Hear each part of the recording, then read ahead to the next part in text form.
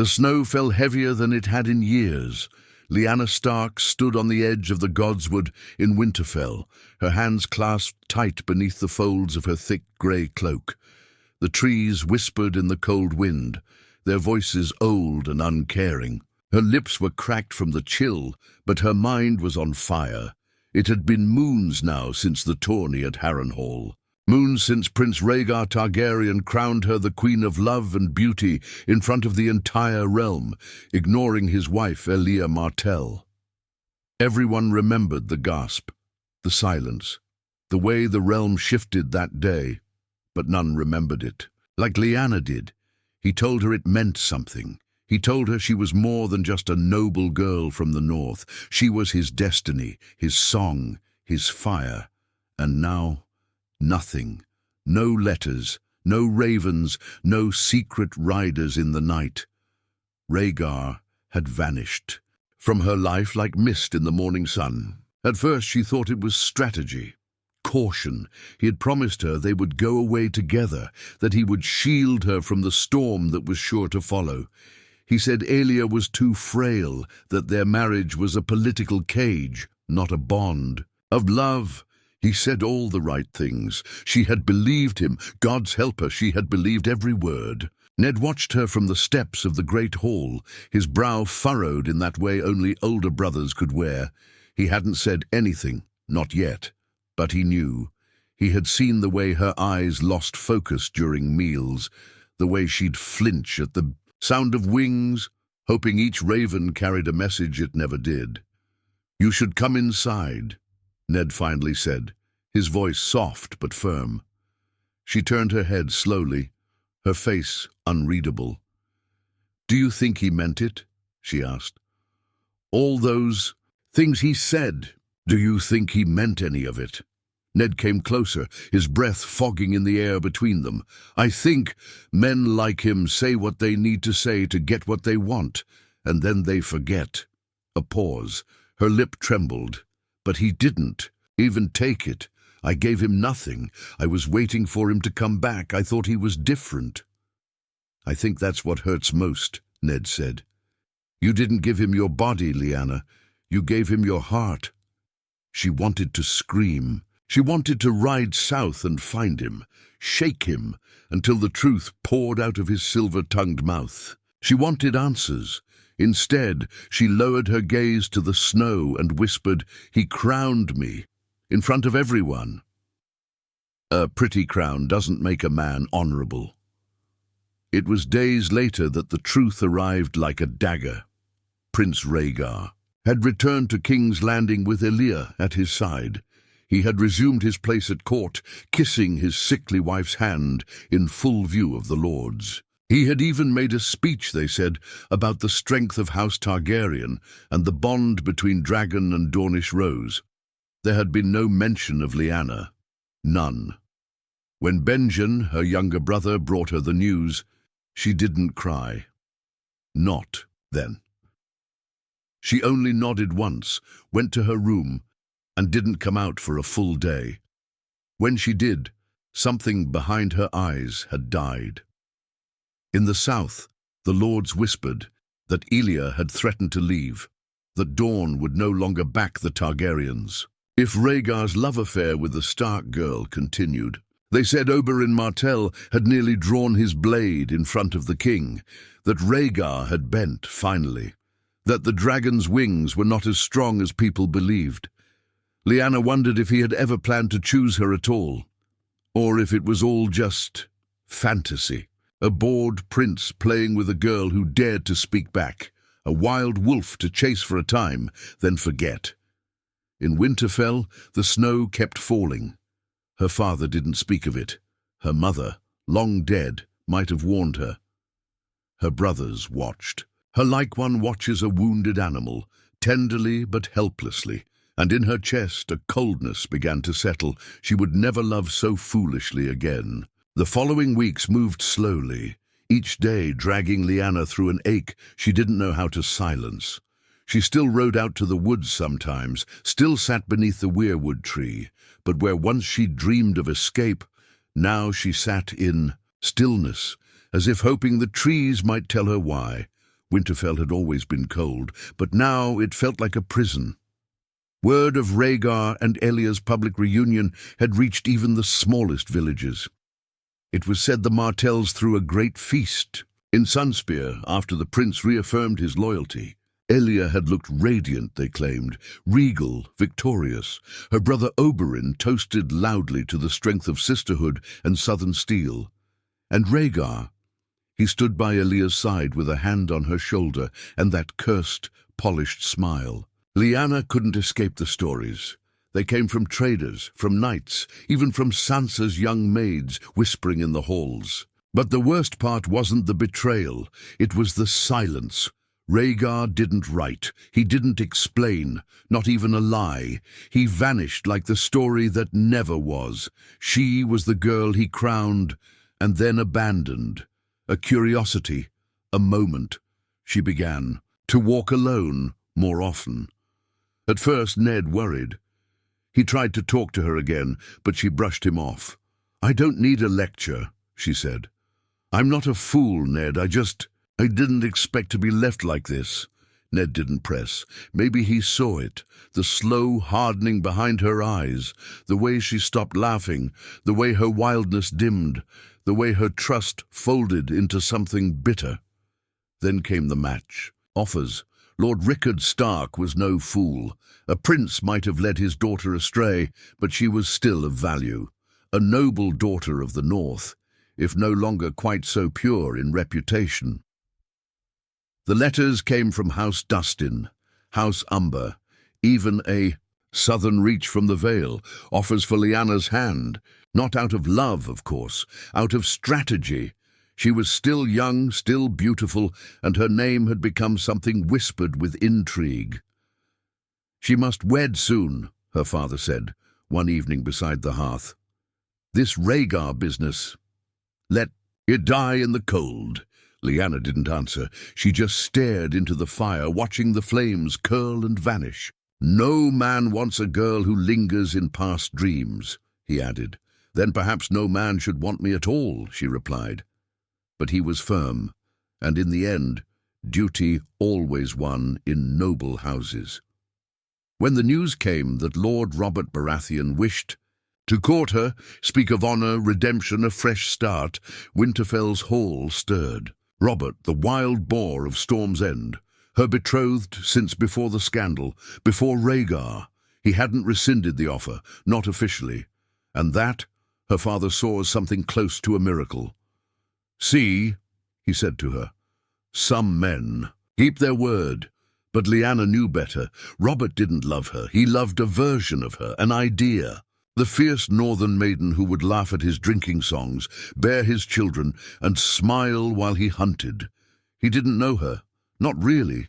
And if he ever found out about Rhaegar, if he knew the full truth, what would he do? Forgive her?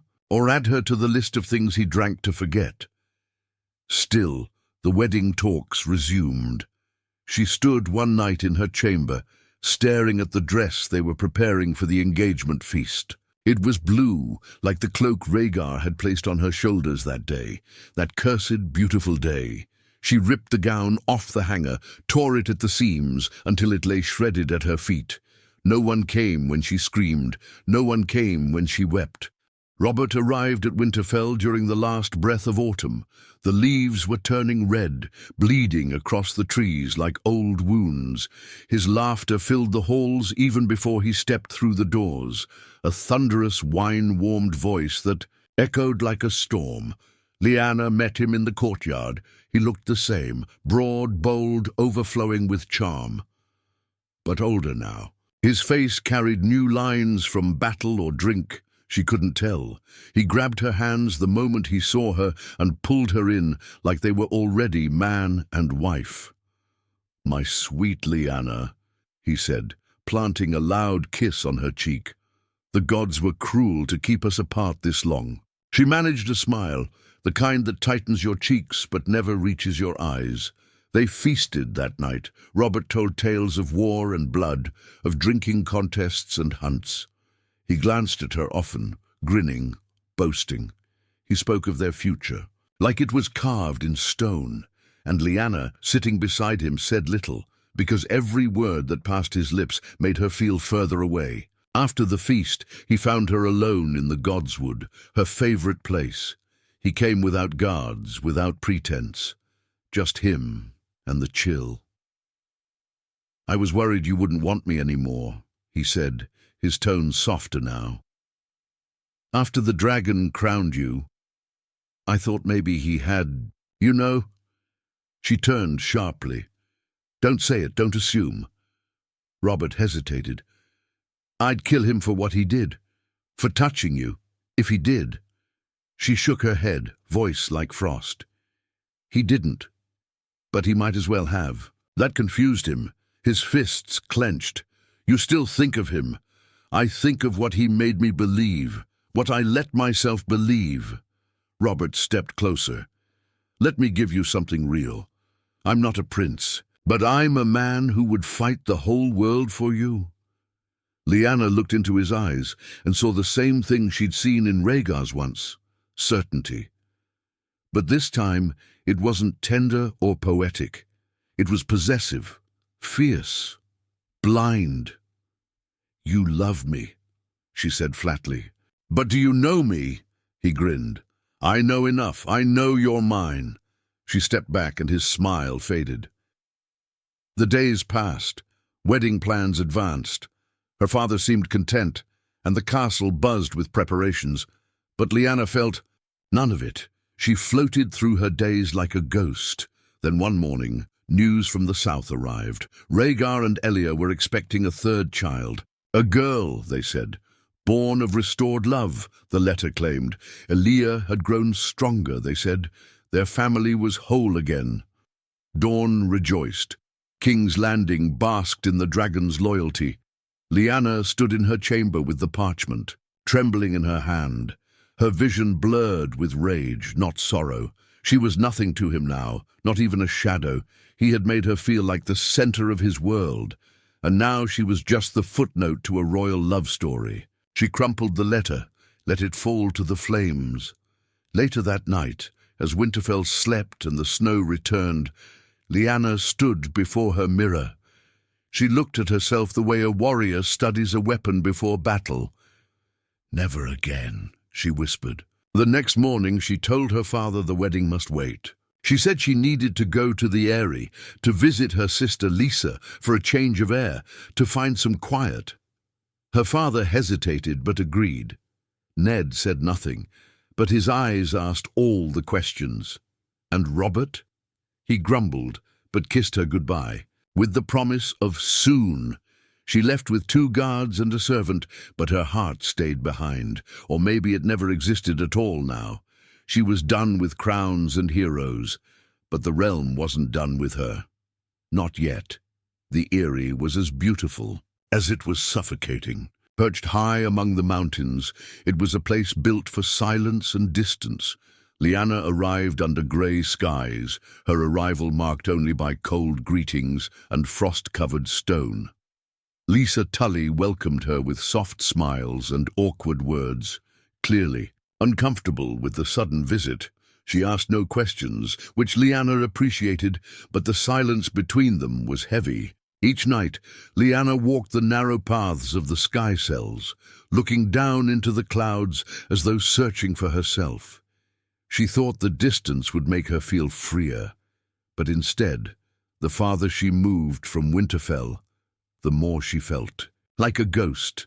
There were whispers even here. Servants spoke in hushed tones about the stark girl who nearly ran with a prince, about how Rhaegar had returned to his proper wife, about how Lyanna was now nothing more than a discarded chapter of scandal. She overheard one maid say, at least he didn't ruin her fully, might still be married off to some northern fool.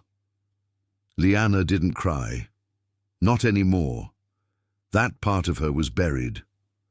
She spent her days with a bow in the practice yard, loosing arrows into the sky until her arms shook.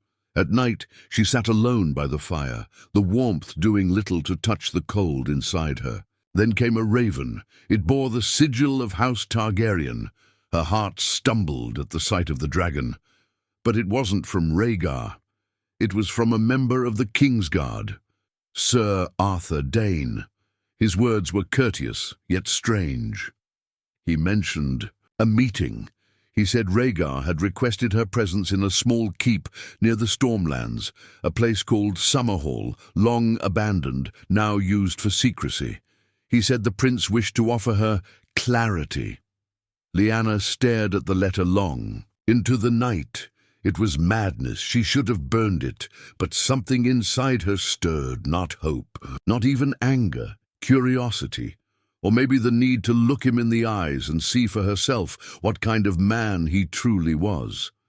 She lied to Lisa, told her she needed solitude, time away from even her own kin, that she'd take a guard and ride south, only for a few days. Lisa didn't argue. Maybe she saw the steel in Lyanna's eyes and knew better than to question it. Lyanna rode alone, dressed as a common rider, with only a hood and her wolf blood to protect her. The journey was hard, the road rough and silent. She stopped only when necessary. She ate little, slept less. When she arrived at Summerhall, the ruins were cloaked in mist. The old stones of the once great palace stood broken and quiet. Ivy crawled over shattered archways. Wind hissed through the empty halls like forgotten ghosts. And there he was, Prince Rhaegar Targaryen. He stood at the heart of the ruins, silver hair longer now, face pale but beautiful as ever. He wore black and red, the colors of his house, and his eyes carried the same storm that once drew her in. He did not smile. Neither did she. "Lyanna," he said softly, as though speaking her name could undo the months of silence. She stayed. "Still, you called me here. Speak." He looked older, tired, not broken but weary in a way that words couldn't mask. "I wanted to explain." She laughed, bitter and short. "Explain what? That I was nothing more than a rebellion you couldn't afford? I chose Elia because I had no choice." "Liar," she spat. He flinched. "I had duty. My father threatened Dawn. He promised war if I continued with you. Elia begged me. Her life, my children's lives." "Don't say it," she said. "Don't hide behind family now. You didn't even say goodbye." "I was trying to protect you." "No," she said. "You were trying to protect your name." Silence stretched between them. "I loved you," he said at last. She stared at him, eyes wet but furious. "No, you loved the idea of me. You wanted a wild wolf to make you feel alive. And when it mattered, when the fire came, you ran." He looked down. "I never meant to hurt you." "And yet you did," she said. A gust of wind swept through the broken stone, and Lyanna turned to leave. "You could still come with me," he called after her. She didn't even look back. "And be your shameful secret again? I'd rather die alone than crawl back to someone who only wanted me when it was convenient." She mounted her horse and rode off. And this time, she didn't cry. Not once. The road back north was quiet. No one followed her. No more ravens came. Lyanna Stark returned to the Vale through rain and fog, her cloak soaked and heavy, her body aching, but her heart finally no longer begging for closure. She had it. She had seen the man behind the legend, and he was not fire or prophecy. He was just another coward wrapped in silk. Lisa greeted her with polite relief, but Lyanna stayed only a night before making her way home. She didn't wait for permission this time. She didn't offer explanations. She rode for Winterfell like a ghost come home. When the gates of the north opened and she passed through, something in her chest settled. Not peace. No, peace was for softer stories, but a decision. Her father called for her the moment she arrived. "You vanished," he said, without word. "Robert has written twice. The engagement—" "Oh, cancel it," she interrupted. He stared at her. "Lyanna, I won't marry a man who sees me as a prize. I won't belong to anyone again." "You dishonor our house," he warned. You think the world will forgive this? You think they'll forget the dragon's crown and your refusal to wed the Storm Lord? I don't care what they forgive, she said, voice sharp. They already whisper about me like I'm ruined, so let me ruin myself fully, on my own terms. He looked like he wanted to strike her, but then he didn't. Maybe he saw her mother's stubbornness in her eyes. Maybe he saw his own. You're not a girl anymore, he said. No, she whispered. I'm not. News spread that the wedding was off. Robert Baratheon was furious. He sent a final raven, short and full of anger. I would have given you everything, it read. But now I give you nothing. She didn't reply. Instead, Lyanna threw herself into life at Winterfell. She trained harder, spent time with Benjen in the forest, learned to speak with the ravens. She sat with Maester Lubin and asked about healers, herbs, old northern histories. She visited villages, asked the women about their burdens, listened to their quiet stories. She didn't want a crown anymore. She wanted strength. In King's Landing, Rhaegar's daughter was born. They named her Rhaenys, after a queen who rode dragons. Lyanna heard the news from a travelling merchant and felt nothing. Just a quiet sigh and a final release of something old. But Westeros was not done with betrayal. When the Mad King burned the Lord of Duskendale alive, and whispers of his madness grew louder, the realm stirred. Rhaegar took more control of court, playing the dutiful son, the loyal prince, the savior waiting in the wings, but it was too late. Robert raised his banners anyway. A rebellion started, burning and bloody, spreading fast. But this time, Lyanna had no part in it. No stolen lover, no secret child, no tower to die in. She stayed in the north. The war moved south without her. The Mad King was slain. Rhaegar died on the trident, cut down by Robert's hammer. His armor, black and red, caved in with a single blow, the rubies from his breastplate, scattered in the river, and the legend of the Dragon Prince ended in silence and blood. Lyanna stood by the lake near Winterfell the day she heard the wind whistling around her. She didn't cry. She didn't even mourn. She whispered, I told you I'd rather die alone. But she hadn't died. He had. She returned to the castle, back to her family, her roots. She wasn't a queen, a bride, or a song. She was a Stark. That was enough. Years later, they would still tell tales of Lyanna Stark, the wild wolf maiden, who defied both a crown and a lord. Some said she was cold, others said she was fierce. The truth was simpler. She had been a girl, she had loved a lie, and she survived it.